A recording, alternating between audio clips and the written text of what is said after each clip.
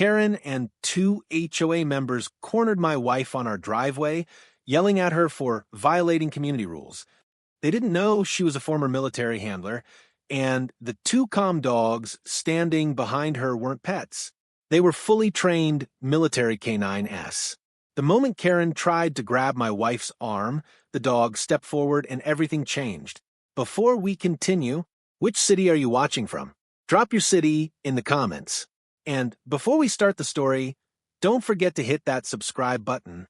Alright, let's jump straight into the story, point to point, no time wasted. It all started when my wife took our two retired military K9s for their morning walk. Karen suddenly appeared with two HOA members screaming about unauthorized dangerous animals. My wife tried explaining they were service-trained and fully legal, but Karen kept closing in, accusing her of threatening the neighborhood. The dogs stayed perfectly calm, watching every movement, waiting for a signal.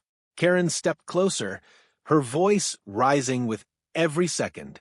"You can't walk these monsters here. HOA rules."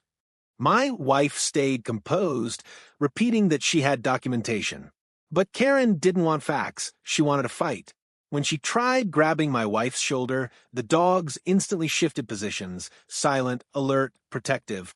You could feel the tension snap, like a wire pulled too tight.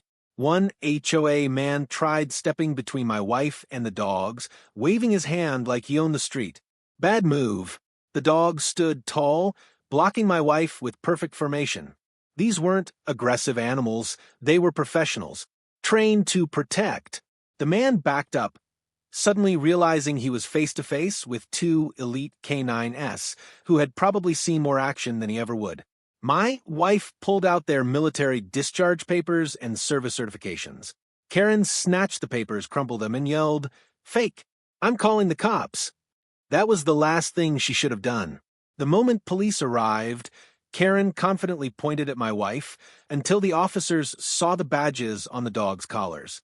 Their expressions changed instantly. Respect replaced suspicion. The officers listened, examined the paperwork, and immediately turned toward Karen.